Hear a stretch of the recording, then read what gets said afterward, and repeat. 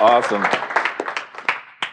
All right, guys, welcome. If this is your first time joining us, I'm glad that you're here. If it's the 12th, 15th, or even 101st, I'm glad that you guys are back.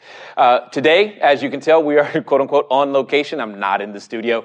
I've got people here with me, and it's exciting because they've got real estate questions just like you. So I'm going to give you some time right now to make sure that you type in the box. If you're watching us direct on YouTube, I want you to go over to cashflowdiary.tv. That way you can participate in the chat. When you get there, it's going to assign you a guest_username. Change that to your actual name, and it'll make it easy for me to answer your question.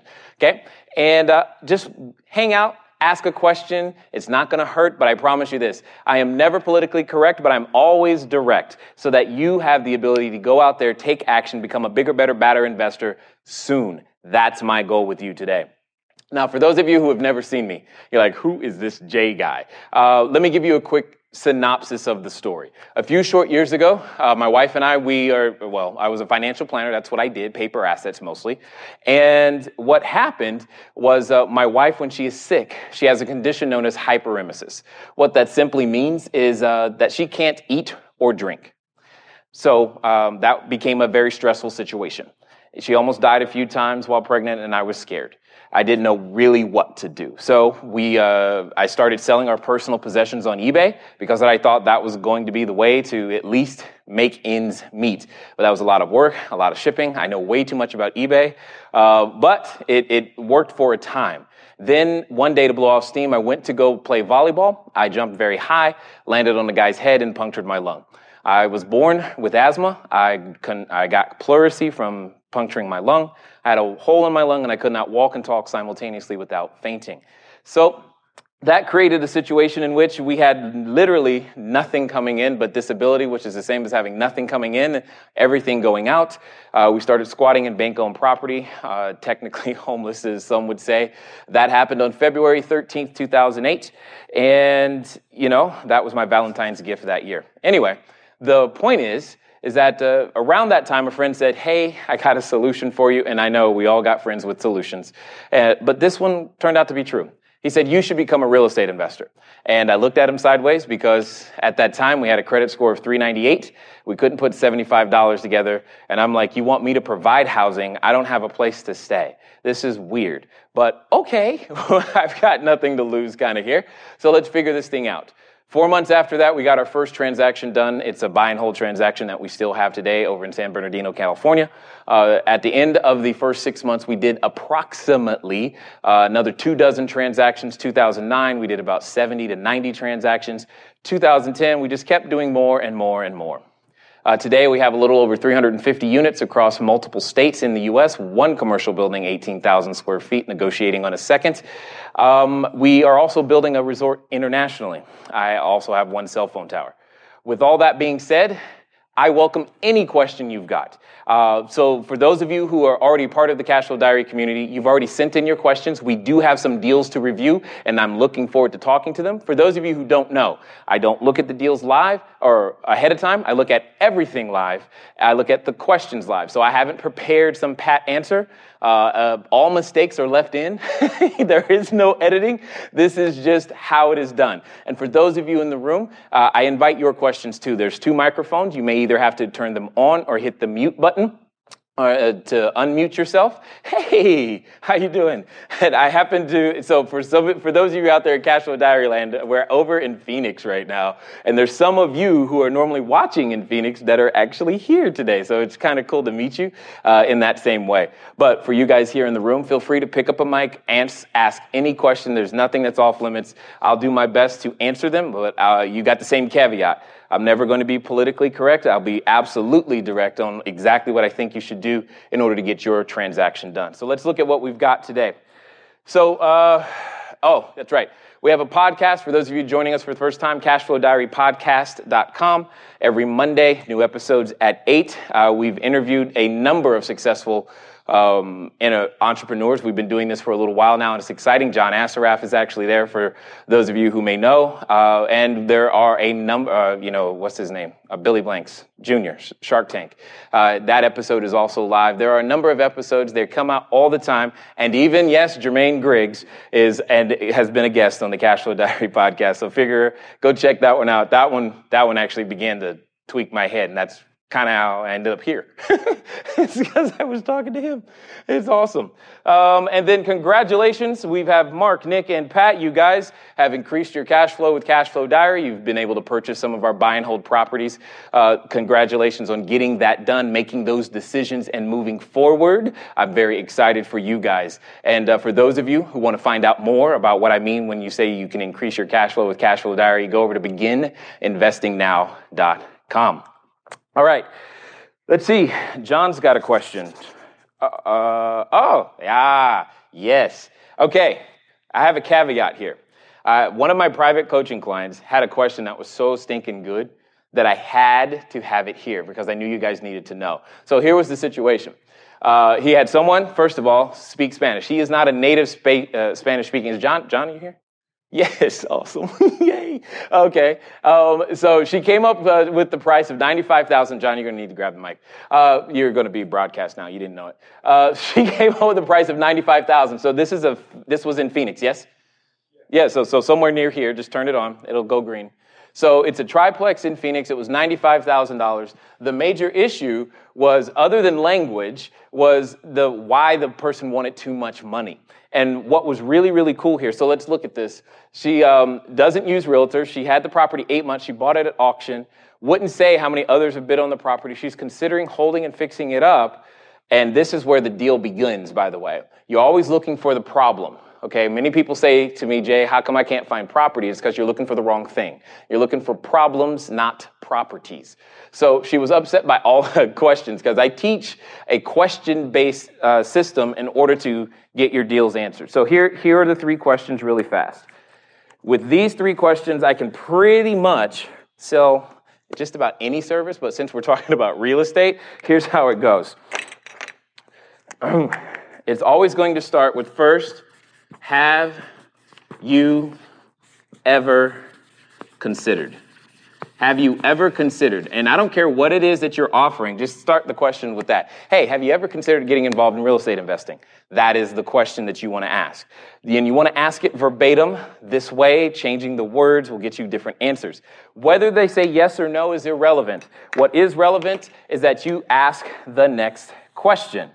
And it's 2 words. Most important 2 words I've got for you probably today is really why. Because once you begin to ask the really why, you'll know what it is that's going to motivate them to be willing to do business with you. And that's what we're going to be talking about here on number 5 and number 6. And then after that, the next question you're going to ask is, does it make any sense?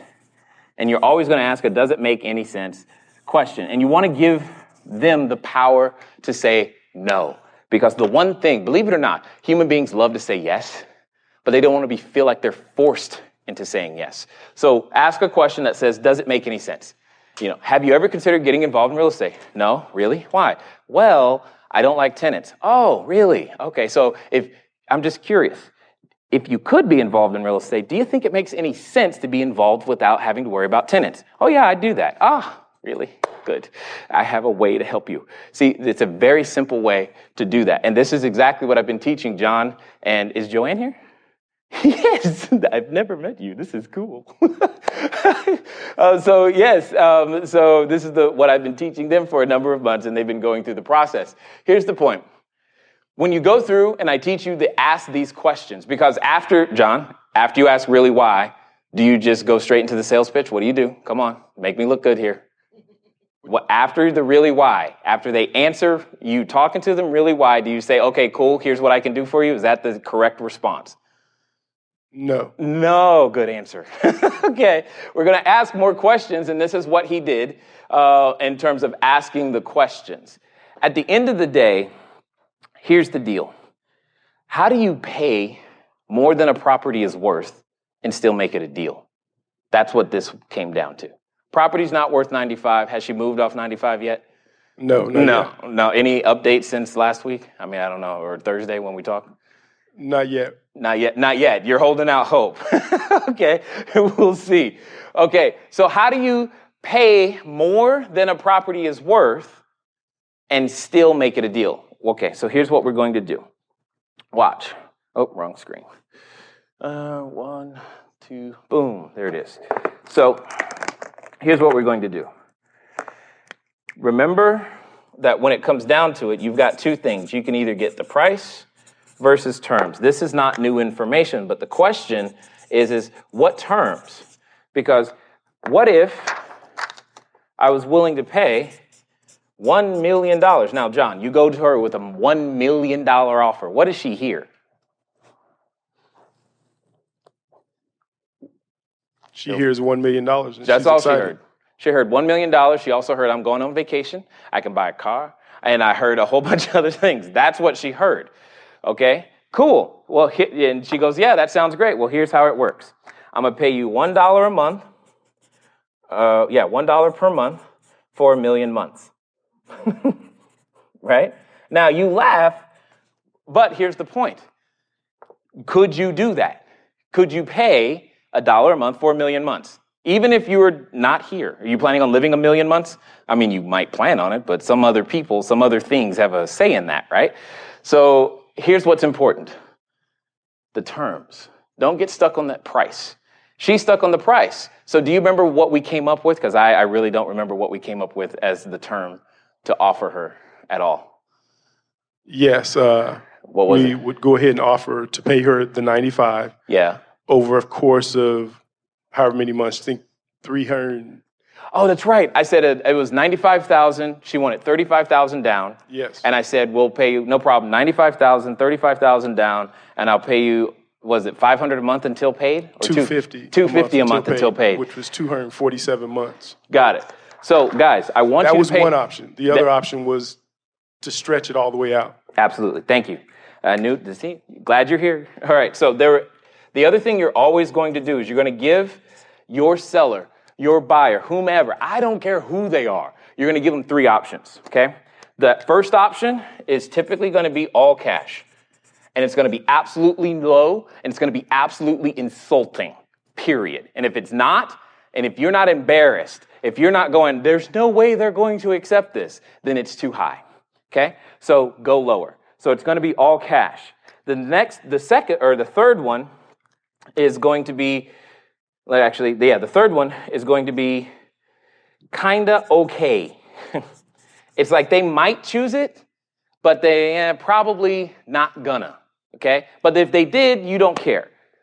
This is the one that you want them to choose, the big money one, right?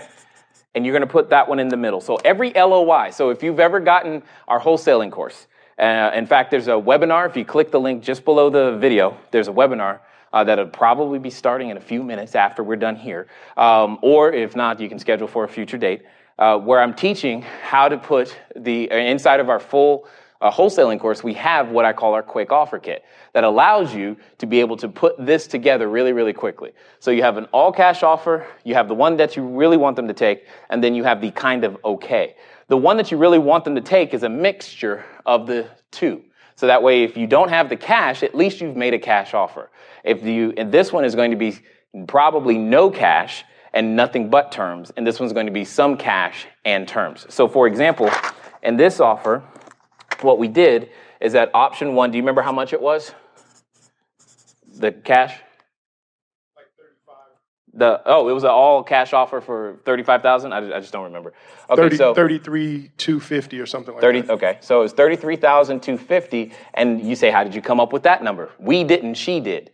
The number that she came up with came because that was the number that she seemed to want. Because she said $95,000 with 35% down. That's right? Yes, correct. Yeah, so we just used her number. Okay, cool. She's obviously stuck on that number for a reason, so let's use that number, and that's exactly what we chose to do. Then it became, okay, well, Jay, I don't want to I would love to pick it up for just that, but that's not what she wanted. She wanted more than just that. I'm sorry, I'm fixing this display power sleep thing because I forgot to do it because we're on location. You forget new things when there we go. Boom. So the second piece was to come up with the offer we know she wanted, or we hope she would take. The third one was no money down. So we said 0 down and 100% financing. And we said, oh, cool, we'll give you your $95,000. I don't even remember the terms we said, but it was, what was it, $250 a month until paid? No, we just averaged it out, and I think it was $347 a month. $347. Okay, so I said $347 a month until paid. Now, there's a reason I'm using the language until paid, by the way, and I'll go over that with you. So when you're doing your offers, how you say, the words you say or don't say, make all the difference. Okay. The next thing right here is going to be the one that you want her to take. Do you remember what this one was? It was the 35% down. 35% down $250 with $250 a month until paid, right? Yes. Perfect. So 35% down gives her what she asked for immediately, which we loved, which she loves. That's what she was asking for. And now she hears, well, I can get $250 a month until paid. Now, knowing what I know and what you're about to find out when it comes to time value of money, you can realize if you've ever heard of a concept called discounted cash flows or discounted valuations in any way, shapes, or forms, you know that you actually bought this property at a severe discount. Here's why. I'm going to put my iPad right here. Yay, that worked. And here's what we're going to do. I'm going to show you this calculation of what I just said. So we had $95,000 minus 35%. So that 35% leaves a balance of $61,750. That's going to go in PV, also known as present value. Then what we're going to do is I said it was $250 a month until paid. So it's $61,750 divided by $250 a month. That's 247 months. Okay, so that's $250 is the payment, 247 months. I said until paid. Until paid means once I'm done paying the balance would be 0. So what is the interest rate? 0. Isn't that awesome? 0% loan. That's what I just negotiated with the words, but let's analyze what she heard. She heard, I can get the money I want today and $250 a month. That's what she heard. Which is true. That's exactly what she asked for. And I'm going to give her exactly what she asked for. The only thing is that when I discount this cash flow, so all I got to do to discount this cash flow is I'm going to put in the inflation rate. Now, maybe you call me pessimistic, but I'm going to put in a 9, as in 9%, and say that what that really means is I kind of paid $28,000 for that $61,000 today. If I was to pay it all off today, that's what it would take. It would take a deposit of $28,000 earning 9%, i.e. the inflation rate, in my opinion, okay? That's what it would take in order to pay off that same $61,000 so that I didn't have to worry about making that payment, i.e. I bought it significantly less. What's that? So you bought it for half. I bought it for half. And all I did was use terms. I gave her everything she wanted, and this works. And I had a property in Atlanta. I've since sold it on this very same structure. It was very awesome because they were so focused. I must have this amount of money per month. And I just strongly believe if you've got the motivated seller, there is a way to create the transaction. There's a way to create it. It's up to you to come up with those creative strategies to make that work. Jacob, any questions in the chat room? There's one. Sep. Hi, Sep. How you doing? Let's find out what you've got. And that didn't work. Hit refresh.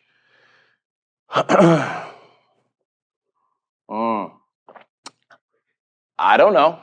I didn't break it. You broke it. I blame you. Don't we always blame the help guy? Oh, I'm at cashflowdiary.com. I do that. Now that I do all the time. Cashflowdiary.tv chat. That's why I was like, how come I'm the only one there? That's not right. Jay, what do you think about multifamily properties that back to freeways? Okay. All right. So we're going to go a different direction now. Would I ever build soundproof walls, trees, or something else to alleviate noise? Okay, Sep, a good question. All right, here's what we're going to do.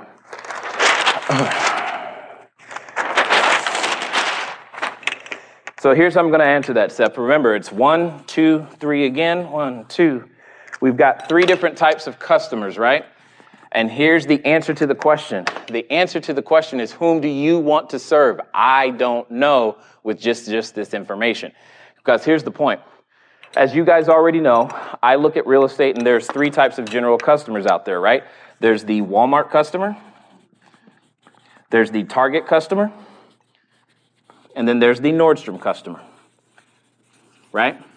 So they all have different preferences when it comes to their real estate, right? Down here, you better have a swimming pool. Up here, a swimming pool is only a hazard and will cost you money. Those are different things. Down here, if you don't have a garage with a door opener that works with your iPhone, you're in trouble. Up here, you hopefully have a garage door. I mean, 2 completely different things, and I know you guys understand this. Who do you want to serve? So, would I ever, that's the question, build soundproof walls? Would I ever do the extra things with trees? Now, the other things you guys know about me, I am not an environmentalist. I'm a tree chopper, not a tree hugger. It's just the way it is, okay? Because they destroy my roofs and my plumbing, and it costs money. So multifamily properties back to freeways. If I'm working in Walmart, the answer is absolutely no, because that's the very shady corner that Ray is looking to go into and hide so that he can jump in the window and make something happen. So if you look up CFD, let me show you guys one more time. Go over here, go to CFD, let's just go to Wikipedia, CPTED, and that's all I'm going to type in is crime prevention through environmental design. Crime prevention through environmental design. You'll learn that you want to eliminate those dark corners. You'll learn how to illuminate and cut trees and put the right types of shrubs just below the window to make sure that the shower windows are at a certain height, because when ladies are taking a shower, the window shouldn't be at a certain height, if you get my meaning. All of these things make 100% difference on whether your property gets sold, i.e. rented. So if your customer is Walmart, in my opinion, backs against the freeway, don't like it. However, Nordstrom, you could work with that because that person is going, hey, it's next to the freeway. I could get on the freeway faster and go to where I need to go. Also, they would pay for what you asked for here. What you asked me for is, where'd it go? Chat. You said soundproof walls, trees, or something else to alleviate noise. In Nordstrom, I can say, you know what?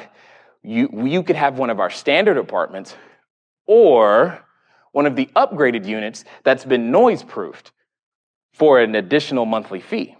I can do that in Nordstrom. Ain't no way Walmart's doing that. They're looking for everyday low prices, okay? And that's just not going to happen. But in Nordstrom, I got a shot because I've got to spend extra money. If I'm going to spend that extra money, you darn sure better get extra revenue from it, okay? Don't just spend extra money because it makes you feel good. Make sure that your customer's willing to pay for it. If they're not willing to pay for it, then there's no need for you to do that, okay? Hopefully that makes sense. Any questions in the room before I go? Okay, just grab a mic. I don't know where they are. I have no clue. And before we get over to the next deal, because I think we have another one there, the mute is on the bottom of that one. Let me see. Hello. Yeah, there you go. Okay, yeah, thank you. Yeah, no problem. For coming here.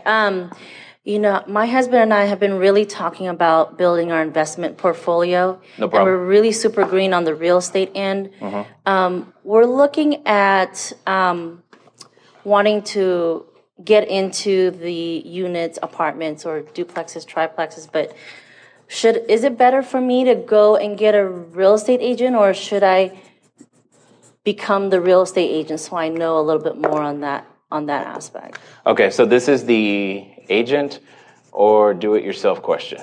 Is that what you're asking me? Right. Okay, got it. All right. So here's the thing that you've got to consider. What was your first name? Monica, here's what you got to look at. You've got 4 essential components. There's more than these, but there's typically 4. It's knowledge, time, money, or credit. Knowledge, time, money, or credit. The greatest thing about real estate is that you can leverage, you only need one, and you can leverage the rest. You only need one, you can leverage the rest. Okay? So you've got to, this is a choice you get to make. It's not like one is better than the other. It's all relevant to what I call your investor identity. And one of the pieces of your investor identity is what is known as time horizon, i.e., How soon do you want this to happen for you? So let me draw this out. Here's what that means. You could draw a proverbial dotted line straight down the middle. On one side, you've got knowledge and time. On the other, you have money and credit. Typically, the person or persons who have knowledge and time do not have money or credit. And the converse is also true. Typically, the person who has money or credit typically does not have the knowledge or the time. And even if they do have the knowledge or the time, they usually don't want to spend or invest that knowledge and that time doing that thing. They have other expertise elsewhere, and it's not the highest and best use of their time. You must first fundamentally decide who you want to be. For me, when I first got started with real estate, one of the strategies I had to do was wholesaling, because I had no knowledge and a whole lot of time because I had no job, no place to stay, and a wife that needed to eat. At the end of the day, that was the thing. But I didn't have a skill set that the marketplace would pay me money for. Okay, so I had no money, no credit. There was just no way. Here's the cool thing, though. You can learn to find money. With the correct knowledge, you can eliminate credit. Therefore, you must learn to invest your time into knowledge if you're going to play that game. Now, the opposite is also true. You say, well, Jay, I don't want to learn this. Okay, fine. Then you find someone to play with, and I say play because wealth is a team sport. And Jim Bunch is the guy who introduced me to that idea, just that phrase, and I love it because it's true. You can play with other people in this game. If you're the person with the money and credit, then you need to work with someone who has the expertise and the team in place to be able to leverage what they know and what they've put together to be able to still achieve the same result. Because here's the fundamental reason I say this. There is a difference, pay attention, there is a difference between being an investor and owning an investment. The investor is me. I'm invested in every deal. I'm out there. I've got teams on the ground. This is what we do. We eat, we breathe the market, no matter what marketplace we're in. That takes an immense amount of time between my CFO, my VP of operations, the people who are flying out and looking at the properties. In fact, right now in the chat room, some of our cash flow coaches are probably sitting right there. Carlos and David, they're probably sitting right there to answer your questions. Here's the point. The point is that takes an immense amount of time. Because here's what's going to happen. You or your customer is going to ask us, hey, why did you choose this marketplace and why not this one? Why did you choose this property and why not this one? Why does this one make sense? And we must have very relevant information in order for that to make sense. And it takes time to aggregate, compile, and distribute that information in such a way that someone would be willing to purchase. If that's not you, then you leverage what you have, okay? And you hear me clearly. Use what you have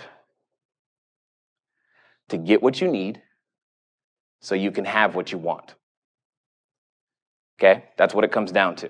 And that's true for all of us. If you have the knowledge and the time, great. Then you use what you have to get what you need, access to the money and credit, so that you can both have what you want. Because many of the benefits of real estate can be easily divisible amongst all the players. Just because you're not the one on the airplanes and beating the contractors up and talking to the mayors that like we do, that doesn't mean you don't get the same benefits. You're just exchanging something different for those same benefits. Does that make sense? So that would be the thing I'd have you focus on, is that, and it's a personal decision. Now, see, fortunately, quote unquote, for me, the decision was pre-made. I didn't have the money or credit. I couldn't make that decision. It was pre-made. Now, here's the reality. The reality is, even if you're the person currently with the money or credit, you're going to eventually run out. And you're going to need to become, if you want your portfolio to continue to grow, you're going to need to become the other person with the knowledge and the time. Either way. It's just a matter of when do you want to do it. So if you said to me, Jay, can I build $10,000 a month of passive income? Yes, absolutely. You got to begin to tell me what you have so that I can figure out what you need so you can go have what you want. We can figure out how long that takes. That's part of what I do when either I'm coaching someone or in on stage or all this other stuff, is to help figure that out so that people go into the correct direction. Some people, they just want to use their money to go out there and create passive income immediately. And that's what I was talking about these three gentlemen earlier, Mark, Nick, and Pat. That's the decision they made. They said, you know what? All that we do is more than I want to do personally. So how about I just buy a property from you? Cool. That's what they did. That builds their passive income. They get to do what they want to do. Because some of my investors our customers, they work in Hollywood. And I don't know about you, but I think the quality of movies is going the wrong direction. So therefore, I want them to take all their time and knowledge and please make something good so that I can watch it. I'm going to take all my time and help your money grow. Don't worry about that. Please make a good movie because, I want to have something to look forward to on Friday, or Saturday because I'm always at the movies. And I just want to make sure that, I do my part. See, I feel like I'm contributing now, right? I'm contributing to your quality movie experience by making sure their passive income is taken care of. And it feels so good. Anyway, any other questions in the chat room, Jake? Yes? All right. Thank you. Let's find out what they have to say. Ask. I live in Gary, Indiana. Okay. Hey, Amari, this is good. I live in Gary, Indiana. What strategies work in low-income neighborhoods? I know a little bit about that. It's mostly people who rent. Excellent. But the morale is low. Perfect. Or should I be looking in higher-end neighborhoods for rentals that barely cash flow? I love that. You put it together already. You almost answered your own question. All right, so I'm going to go right back to this. You got the 3 types of customers. So let me ask you guys in the room, just answer out loud because I know he's answering too. So let me ask you, let's look at these 3 types of customers, Walmart, Target, and Nordstrom.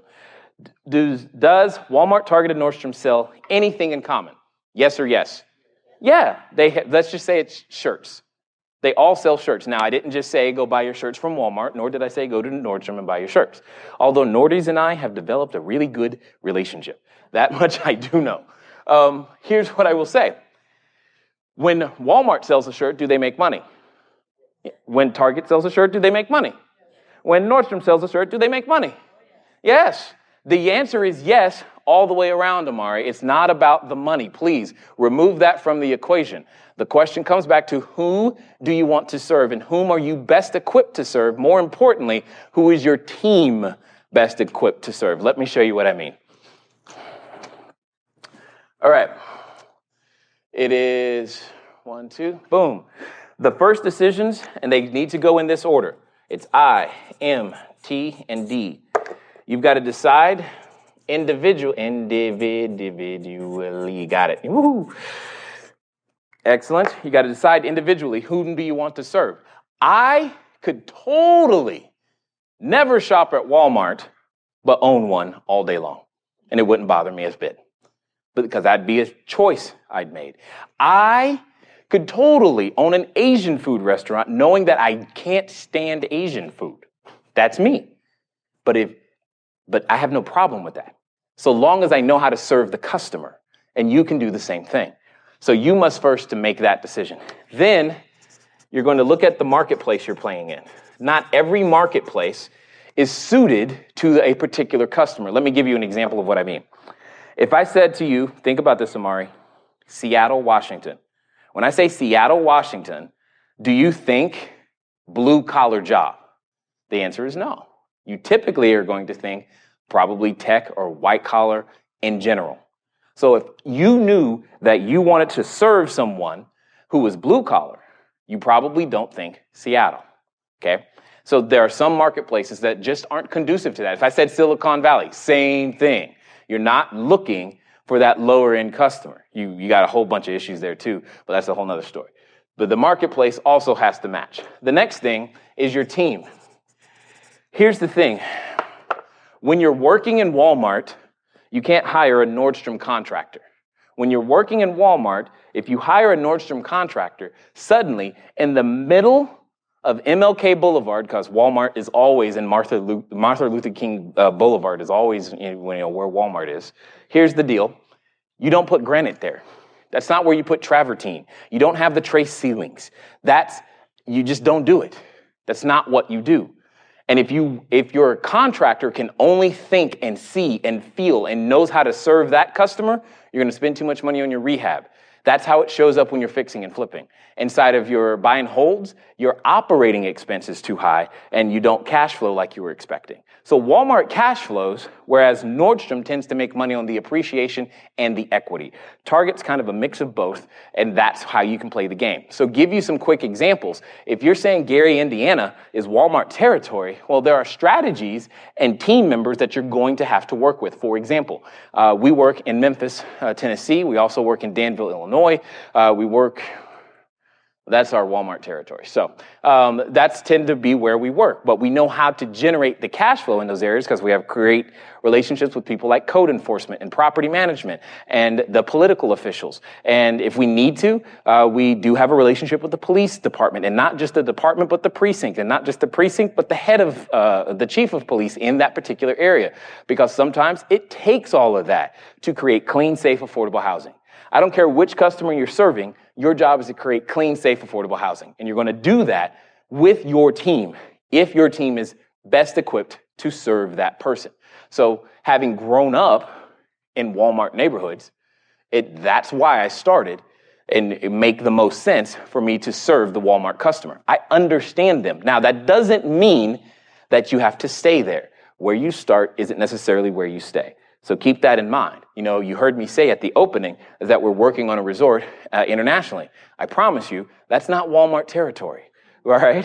The point is, where you start isn't where you stay, but get started. And once you're started, stay started. That's probably the most important thing I can say to you right now. All right, if you're watching us on YouTube, please go over to cashflowdiary.tv so that you can participate in the chat. Otherwise, I can't see you or any questions that you might have or that you might be asking. So hopefully that'll work. Let me see. Time check. Good. It's never enough time with you guys. Never enough time. All right, so let's look at this next deal that we've got here. That was a question. Did you have a question? What was the what? You just... Oh, I totally forgot. Sorry, my bad. She said, what was the D? And I bet you people online were like, what's the D? And they couldn't say anything. See, they're thanking you right now. The D, oh, that shrunk. Boom. The D is for the deal. And I'm glad you asked that, because here's the thing. Most people come to me and say, Jay, is this a good deal? Is this a good deal? Is this a good deal? I can't stand the question because it tells me you didn't do the first 3 steps. Period. You didn't do them. Now, I can help you through the first 3 steps, but it tells me you didn't do them, and you're looking for me to tell you what to do, which I don't enjoy. Because most of the time, when you bring me the deal, I'm going to tell you why it doesn't work. And then you're going to be like, but my whole life, yeah, I understand. You can get over it, put you back together, and I'll show you how to find a deal that does work. But here's the point. The deal is the most interchangeable part. It's the least relevant part. You got to get the I down. Like I said, you heard me say it. We provide clean, safe, affordable housing to people that need it when it matters most. Period. That's what we do. We happen to use these marketplaces to do that in, and here are the people who are on the team. It doesn't matter what address the property is. This is what we're doing.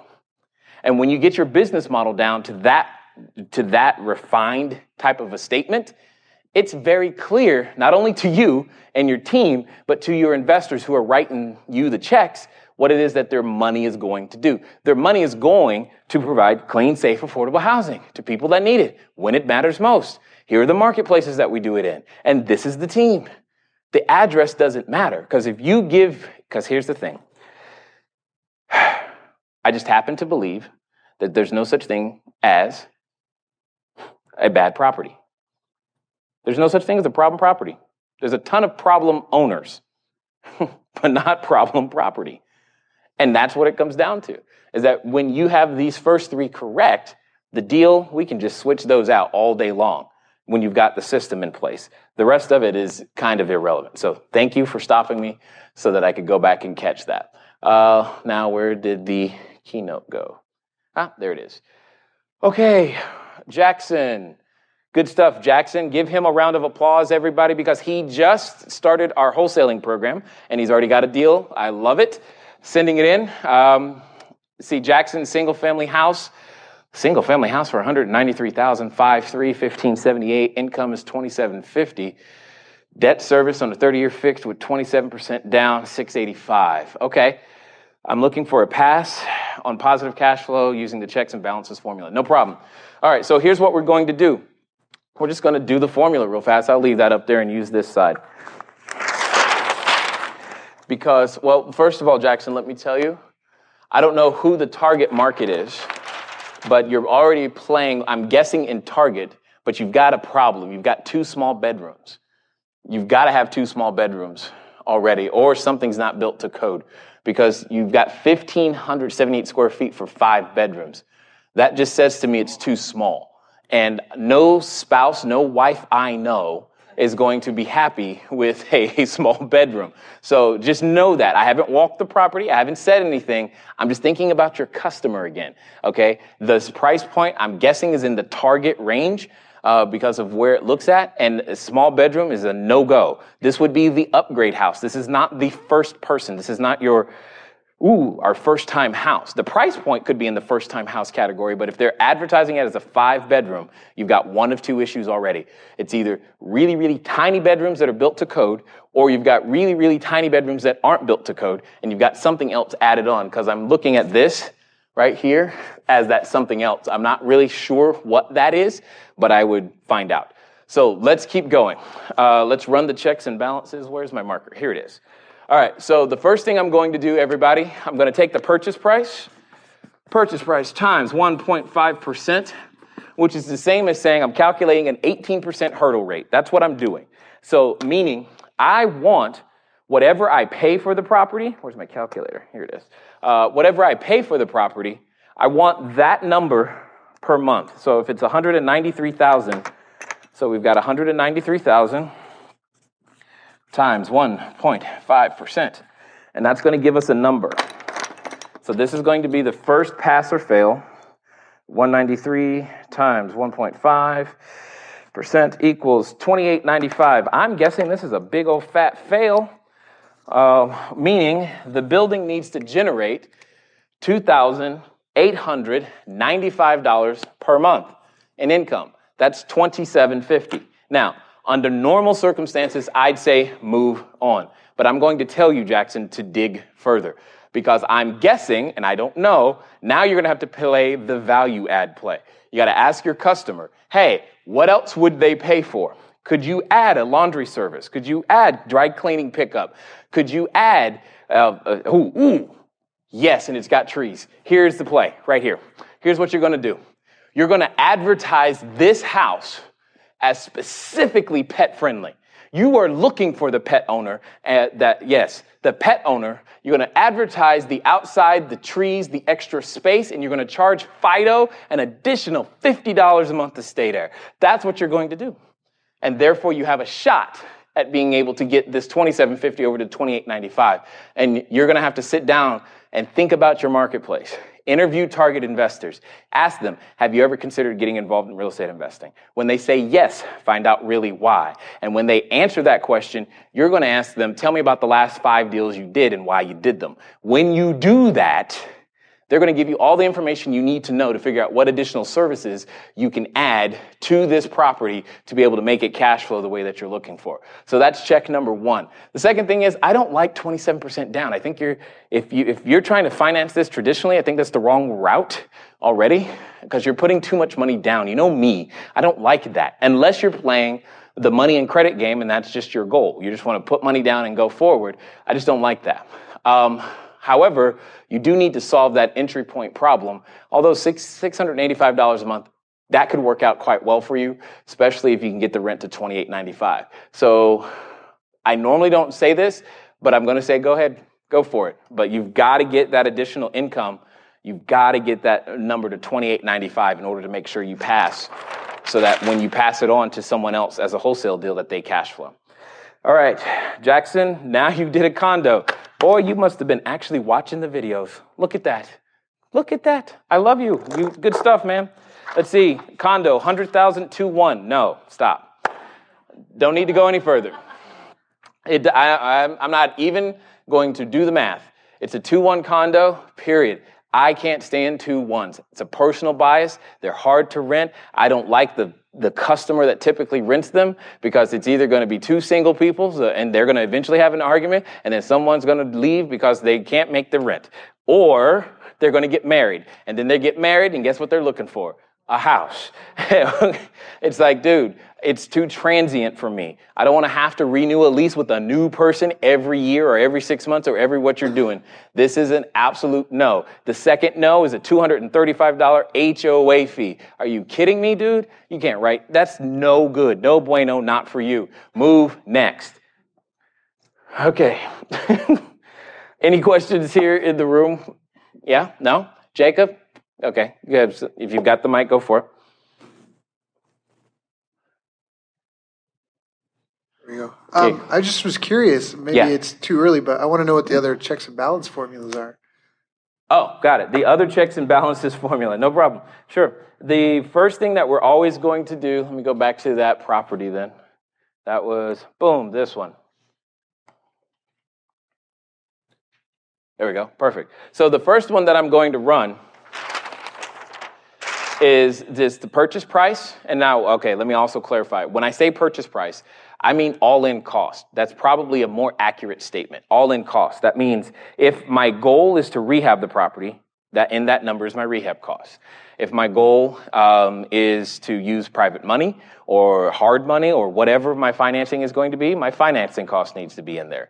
Whatever it is, my all-in and total investment needs to be right here, times 1.5%, and it must generate that amount of income. And I say income because occasionally if you get creative, in some jurisdictions, like SEP, your property, your apartment building against the freeway, if it has a solid wall with no windows, especially if that wall is facing the freeway, that's called advertising space, my friend.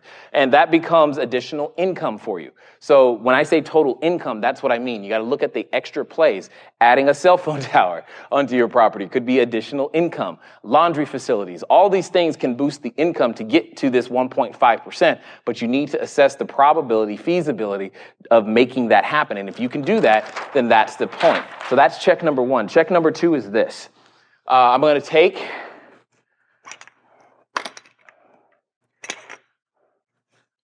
the simple version is that I'm going to take what he's got here as the debt service, 685 times 4, and I'll explain that in a second. And whatever that number is, 685 times 4, it's 2740. And so long, again, I'm looking at the income, so long as the rent or total income from that property is higher than that number, it's also a pass. It's going to pass or fail one of those two tests. So many properties in California fail this test all day long. They just completely bomb because the debt service, this test says you have too much loan to actually cash flow. That's what that test says. This is always, when you're dealing with Nordstrom property, this test nearly always fails. Nearly always. With one exception, the amount of your down payment. Well, if you want to put $400,000 down on a $600,000 house, yeah, it's now going to pass. But you have $400,000 down. In my opinion, that's not the highest and best use of that cash. You could probably get a better return. It's an underutilization of resources. So again, it's a fail for me. But if you've got extra cash, then great. Then go for it. But that's the second test. So it's one of those two. And if it passes both, it's probably going to cash flow very well for you. Because that's what I'm looking for. I'm primarily looking for cash flow. So my tests are all related towards cash flow. Any other questions? We have any, Jacob? No? Cool. All right. So, okay.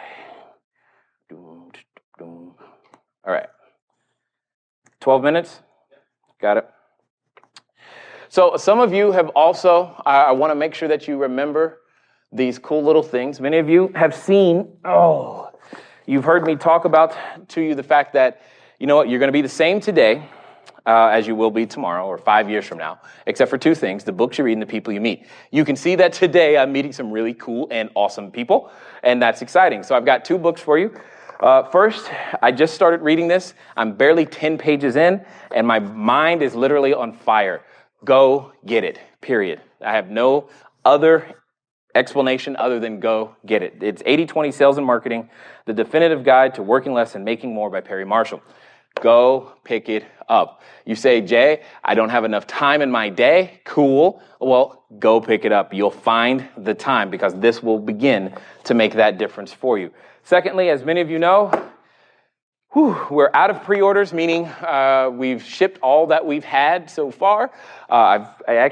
These are like the last 1, 2, 3, 4, 5, 6, 7, 8. I got 8 left at the moment, which is good. They're $24.99. I have a feeling they're going to be gone soon before I leave this room, which is exciting. But in here is the entire story. You ask, what is my business plan? It's in here. You ask, how do I break apart deals? It's in here. Many of you have heard of the profit analysis quadrant. You want to know how to make it work. It's in here. You say, hey, Jay, I can't generate a lead. It's in here. How can I generate leads with no money? Guess what? That's also in here. What happens when things fall apart? I got a problem with a property. That's the middle of the book where I made a whole bunch of mistakes and I told you all about them.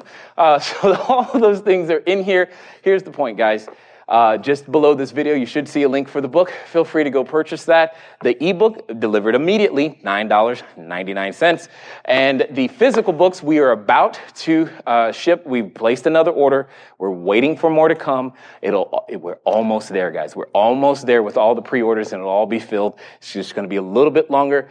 I'm excited about it. I've been hearing back from some very cool people. As you can see, Josh and Lisa Lannon, the Rich Dad Advisors for the Social Capitalists. You also see Andy Tanner, the one for stock. And hey, look, it's Jermaine Griggs right there as well, which is cool to have had access to lots of really, really great people. Russell Gray and Robert Helms.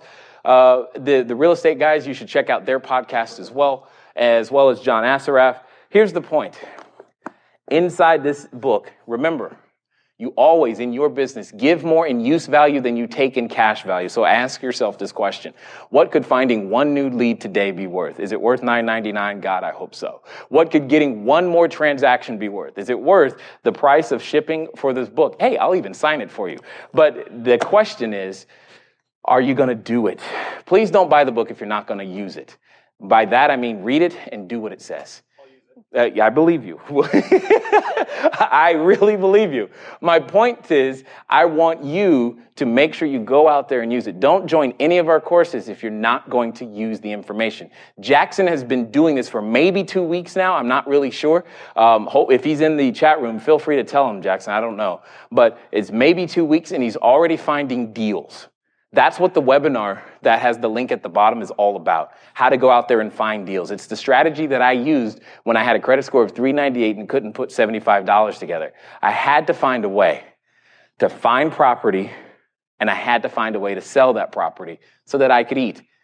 And you can't say to me, Jay, I can't do this, because if you can breathe, if you can walk, you can talk, if your wife or spouse isn't in the hospital about to die, you've got more than I started with.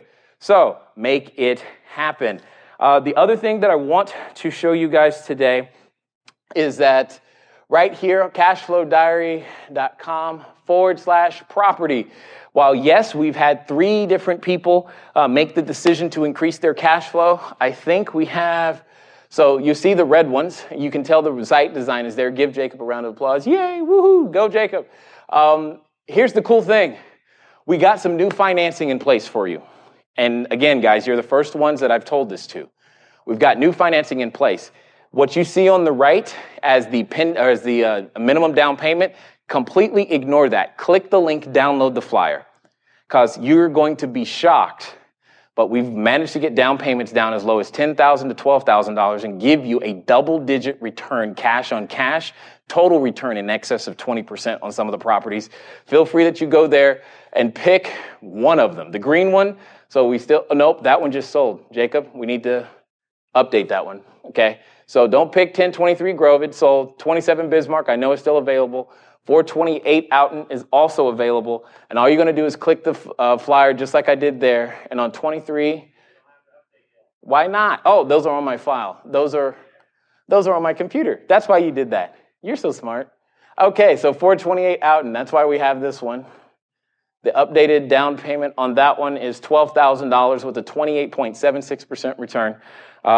sitting there. Now remember, they're non-recourse loans, so retirement plans qualify. If you're watching from a foreign country, you qualify because we provide the financing, so you don't need a credit score like in the U.S.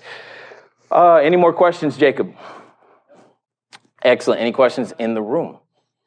One, give him a mic and let's make it happen.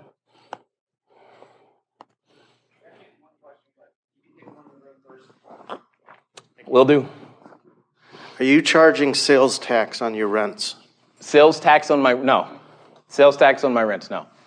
So none of the states are requiring that. They're starting to here, and it's really messing with cash flow. Oh, that's a problem. Yeah, no. That note to self, don't do deals in Arizona. Thanks for making that easy.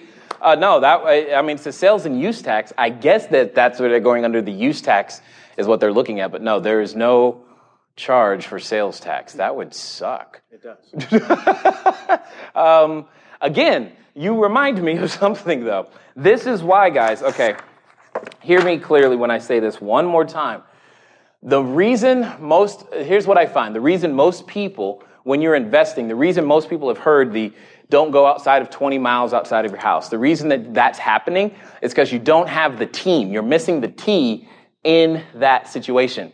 See, by being able to leverage someone else's team, even in a foreign state or foreign country, i.e. you don't live there, you can still have access to the benefits of that state or country without physically residing there. And when you are willing to build that team and infrastructure, you have access. You're not bottlenecked. Because in San Bernardino, where my first rental was, they started charging it was a mandatory inspection fee. I'm like, okay, cool. Mandatory inspection sounds fine. They're trying to protect people. Then they said, oh, and you can only use our inspector, and it's going to cost this much. And I'm like, and then they said, oh, yeah, by the way, it's going to be per door. Cool. I'm not doing business in San Bernardino. And that's the decision we made for those types of reasons. And because we have access to a team that allows us to escape California in that sense, we do. So California's a great place to live, horrible place to do business. And that's just how I see it, and having access to the team allows all of that to happen. Any other questions? Here. Time check. 4 minutes. Thank you. What's the other one in the chat? Oh, you said there was one more in the chat room? Okay, let's find out what it is. Yes, 2 weeks. Oh, it has been 2 weeks. That's good. Jackson, good job. And notice how he's still watching today because he's got to learn. Good stuff. Extra advertising space. Easy phased equity. Yes, Sep, you got it. Okay, let me show you guys something real fast as I breathe.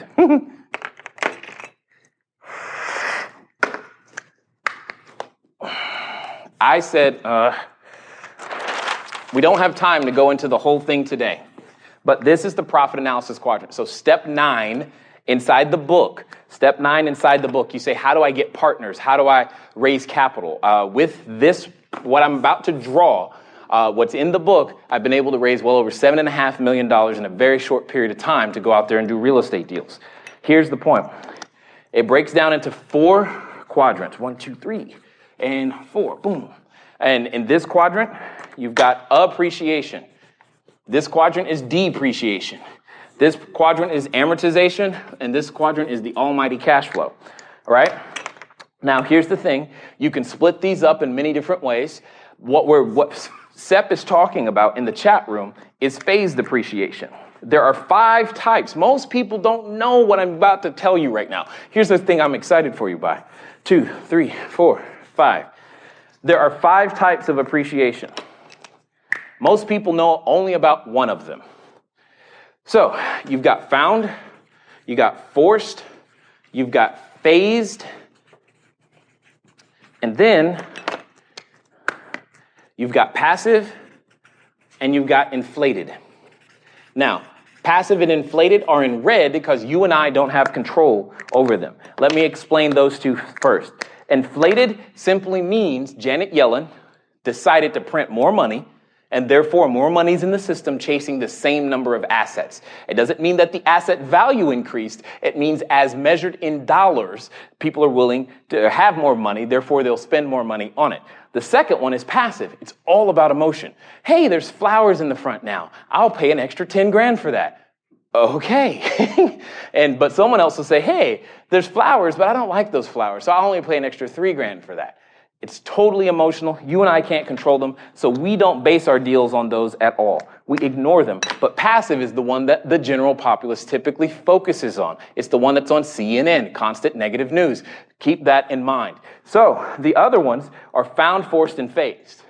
Found, you can create. And I don't need to tell you that if I bought a 72-unit building for $60,000, you know that building was worth more than $60,000. And I found that appreciation. It occurs on deal negotiation. So negotiation is a very, very important thing. And you saw me do that earlier. Then you've got forced appreciation. This is what you do. So it's coming up on summertime, right? Guess what we're about to see? Flip this house, flip that house. I can flip that and you can flip this. All that stuff is about to come. All of that is about forced appreciation. This is what you do to the property to make it worth more money. That's it. You just put it back together. Phased appreciation, my friends, is where you and I get to have fun. This is where you take a church and turn it into a school and turn it into an apartment building. This is where you change the use. This is where you take a blank wall and turn it into advertising space. And that phased appreciation tends to pay the absolute most when you're looking at it. One of the buildings right now, what we're looking at, many of you already know this, so we're looking at putting a daycare on site. Why? Because my tenant has kids, and going to work is always a challenge when you're trying to get home by that magic 6 o'clock. Because if you've ever had kids in daycare, you know that at 6:01, they start charging like 15 seconds a minute or $15 a minute. It's crazy. So solving that problem through phased appreciation helps the entire building. Sep, you got it. Good stuff.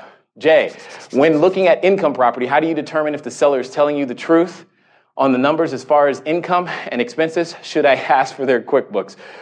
Guest 584, they're lying.